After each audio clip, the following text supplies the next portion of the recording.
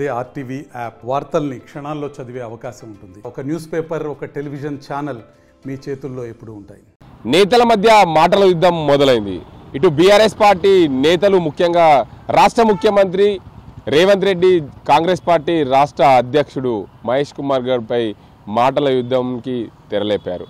మొదటగా మాజీ మంత్రి బాల్కొండ ఎమ్మెల్యే ప్రశాంత్ రెడ్డితో పాటు బీఆర్ఎస్ పార్టీ జిల్లా అధ్యక్షుడు జీవన్ రెడ్డిలు మాటల యుద్ధానికి తెరలేపారు. అటు ఇద్దరికి కౌంటర్గా కాంగ్రెస్ పార్టీ జిల్లా అధ్యక్షుడు, రాష్ట్ర cooperative union chairman మానల Mohan Reddy వీరిద్దరికి counter ఇచ్చారు. అసలు వీరిద్దరికి ఎలాంటి కౌంటర్ ఇచ్చారు? వీళ్ళిద్దరూ రేవంత్ రెడ్డిని ఎందుకు టార్గెట్ చేశారు? అసలు ఈ ముగ్గురు మాటల్లో ఒకరి ఒకరు ఏమని మాటల యుద్ధానికి తెరలేపారో ఆర్టీవీ ప్రత్యేక కథనంలో చూద్దాం. నేను అడుగుతున్న ఇదే వరంగల్ రైతు డిక్లరేషన్ చేసినారు. నీ రైతు డిక్లరేషన్లో నువ్వు పేర్కొన్న ఒక 3-4-5 మెయిన్ పాయింట్: 2 లక్షల రుణమాఫీ, అది ముంచినవు రైతుల్ని. 15,000 రైతు భరోసా అన్నావు, 10,000 కూడా దిక్కులేదు, అది కూడా ఇయ్యా అని చెప్పి కొట్టినావు. మొన్న వడ్లకు 500 బోనస్ అన్నావు, వరంగల్ నుంచే చెప్పినావు.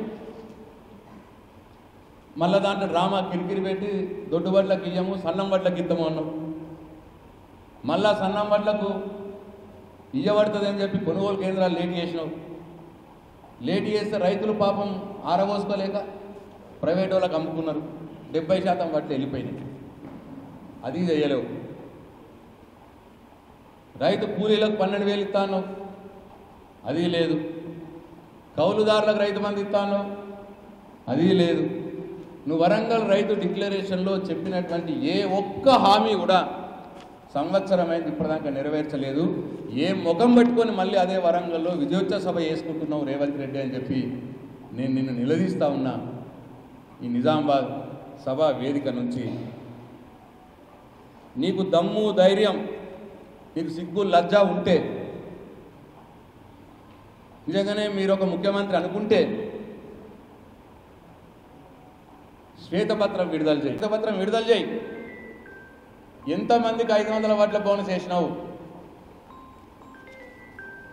11,500 కోట్లు, 500 రూపాయల క్వింటాల్కు వడ్ల బోనస్ ఇస్తే 11,500 కోట్లుగా వేయాలి రైతులకు.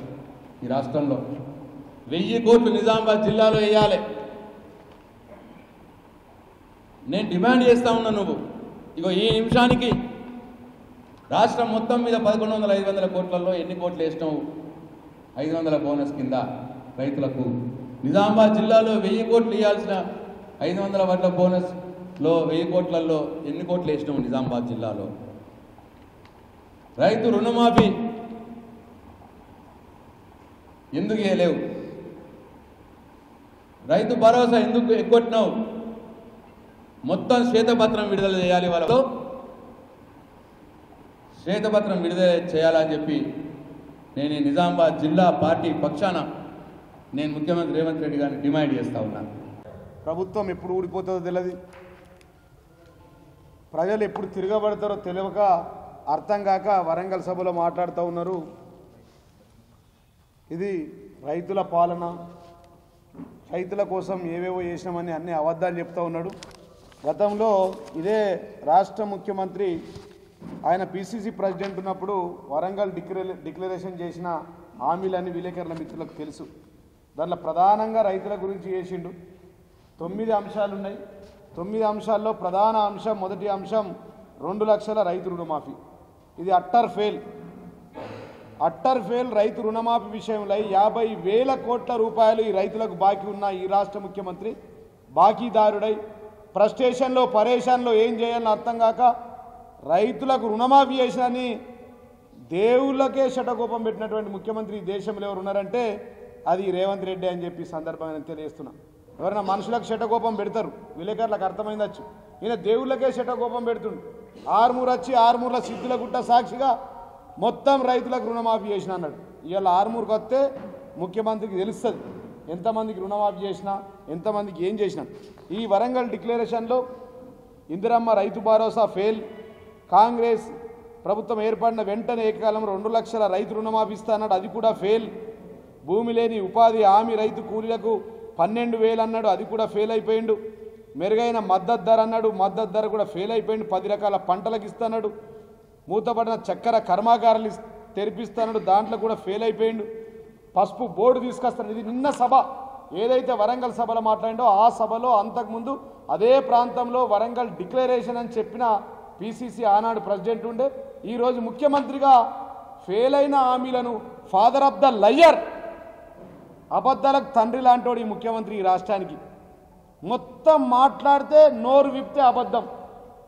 Father of the liar, Telangana ప్రజలకు డయ్యర్ లాంటోడు ఈయన ఏమంటాడు? మాట్లాడన్నీ అబద్ధాలే. పొద్దున లేస్తే అబద్ధం. రెండో అంశం కేసీఆర్ పేరు లేకపోతే బతకడు. ఆ మీటింగ్లో 45 నిమిషాలు మాట్లాడితే 50 సార్లు మా మాజీ తొలి తెలంగాణ ముఖ్యమంత్రి కేసీఆర్ పేరు తీసుకున్నాడు. ఆయన రాత్రి కలలకు కేసీఆర్ వస్తూ ఉన్నాడు, ఉదయం లేవగానే కేసీఆర్ కనబడతా ఉన్నాడు. ఇంట్లో కూడా మాట్లాడేటప్పుడు పొద్దున్న లేస్తే రోజుకు 10 సార్లు కేసీఆర్ కేసీఆర్ కేసీఆర్ అని గుర్తు చేస్తాం. అది 5వ అంశం. రైతు కూలీలు, భూమి లేని రైతులకు సైతం రైతు బీమా అన్నాడు, అది కూడా ఫెయిల్. ఉపాధి హామీ పథకాన్ని వ్యవసాయ పంటలకు అనుసంధానం చేస్తాడు, దాంట్లో కూడా ఫెయిల్ అయిండు. ధరణి పోర్టల్ విషయంలో రద్దు చేస్తాడు, దాంట్లో కూడా ఫెయిల్ అయిండు. పోడు భూముల రైతులకు, అసైన్డ్ భూముల లబ్ధిదారులకు క్రయ విక్రయాలతో సహా అన్ని యజమాని హక్కులు కల్పిస్తాడు, దాంట్లో కూడా ఫెయిల్ అయిండు. ప్రతి ఎకరానికి సాగునీరు అందిస్తాడు, పాత ప్రాజెక్టులన్నీ పూర్తి చేస్తాడు, అది కూడా ఫెయిల్ అయిండు. ఈ ఫెయిల్యూర్ ముఖ్యమంత్రి వరంగల్ డిక్లరేషన్ చేసిండు, అన్నీ ఫెయిల్ అయిపోయింది. ఫెయిల్ అయిపోయి ఇది నిన్నటిది వరంగల్ విజయోత్సవ సభ కాదు, అది ఒక విషాద సభ. అది రైతుల పాలన కాదు, రాక్షస పాలన అని చెప్పి ఈ రాష్ట్రంలో కొనసాగుతుంది. రైతుల రాజ్యం కాదు. కేసీఆర్ యుగంలో రైతులకు ఒక స్వర్ణయుగం. రైతులకు రైతు రుణమాఫీ, రైతులకు రైతు భరోసా, రైతులకు 24 గంటల కరెంటు, రైతులకు మద్దతు ధర, 7,600 కొనుగోలు కేంద్రాలు, 3.5 కోట్ల క్వింటాల ధాన్య సేకరణ, రైతులకు ఎట్లాంటి ఇబ్బందులు లేకుండా రైతులను రాజులుగా మార్చిన ముఖ్యమంత్రి తెలంగాణ తొలి ముఖ్యమంత్రి కేసీఆర్ అయితే ఆ రైతులకు ఒక రావణసురుడిగా తయారైంది రాష్ట్ర ముఖ్యమంత్రి రేవంత్ రెడ్డి అని చెప్పి సందర్భాన్ని తెలియజేస్తూ ఉన్నా. ఈరోజు కాంగ్రెస్ పార్టీ మాట ఇస్తే మాట తప్పినటువంటి పరిస్థితి లేదు. మీ కేసీఆర్ లాగా నీలాగా ఒక్కటైనా సిగ్గు మానం ఏమన్నా ఉండాలనకు మాట్లాడేటప్పుడు గృహ నిర్మాణ శాఖ మంత్రిగా ఉన్న నువ్వు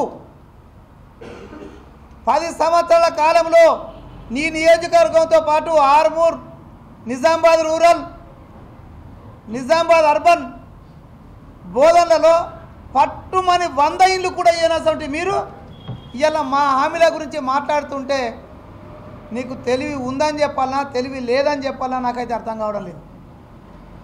వ్యవస్థలో ఉన్నప్పుడు వ్యవస్థను సరిదిద్దుకుంటూ మీరు చేసిన వినాశనాన్ని సరిదిద్దుకుంటూ ఒక పక్క తెలంగాణ ఆర్థిక పరిస్థితిని ప్రక్షాళన చేసుకుంటూ ముందుకెళ్తున్నటువంటి రేవంత్ రెడ్డి గారు ఇచ్చిన హామీలను, కాంగ్రెస్ పార్టీ ఇచ్చినటువంటి హామీలను నెరవేరుస్తుంటే రాండ్రి చర్చకని మా నాయకుడు చెప్తే సిగ్గు లేకుండా నేను రాజీనామా చేస్తానికి సిద్ధంగా ఉన్నట్టు ప్రశాంత్ రెడ్డి. నువ్వు రాజీనామా చేసుడు తక్షణం చేసి గతంలో మీరు ఇచ్చిన హామీలలో ఒక్కటి కూడా 70-80% నెరవేర్చలేరు కదా, మరి ఇంకా సిగ్గు లేకుండా అది ఎమ్మెల్యేగా ఉండడం నీకెందుకు? రాజీనామా చేయి. నువ్వు రాజీనామా చేసి మా రాజీనామా గురించి ప్రశ్నించు. రాష్ట్రంలో జరుగుతున్న పరిణామాలపై ఒకరికి ఒకరు మాటల యుద్ధానికి తెరలేపారు. తెలంగాణ రాష్ట్రంలో కాంగ్రెస్ పార్టీ అధికారంలో వచ్చి 11 మాసాలు గడిచిపోయింది. సంవత్సరానికి సంబంధించిన సంబరాలు చేసుకుంటుంటే ఇటు బీఆర్ఎస్ పార్టీ నేతలకు మింగుడు పడకుండా ఒకరుపై ఒకరు రాష్ట్ర కాంగ్రెస్ పార్టీ అధ్యక్షుడు మహేష్ కుమార్ గౌడ్పై, అది రాష్ట్ర సీఎం రేవంత్ రెడ్డి పైన మాటలు ఒకరు అనరాని మాటలు అంటున్న పరిస్థితి నెలకొంది. నిజామాబాద్ జిల్లాకు సంబంధించిన బాల్కొండ ఎమ్మెల్యే మాజీ మంత్రి వేముల ప్రశాంత్ రెడ్డి సీఎం రేవంత్ రెడ్డిని ఏదైతే ఎన్నికల్లో ఇచ్చిన హామీలు అమలు చేశారా, అమలు చేయకుంటే ఎందుకు మీరు ఉండే అధికారం ఎక్కడుంది, రాజీనామా చేయండి అని మహేష్ కుమార్ గౌడ్పై, అదేవిధంగా సీఎం రేవంత్ రెడ్డిపై అన్న మాటలకు దీనికి అందరికీ ప్రాధాన్యత సంతరించుకోండి. మేము ఎన్నికల్లో ఇచ్చినప్పుడు అన్నీ ఇచ్చాం, 10 ఏళ్ల పాటు అధికారంలో ఉన్నప్పుడు ప్రతి ఒక్కరికి ఇచ్చాం.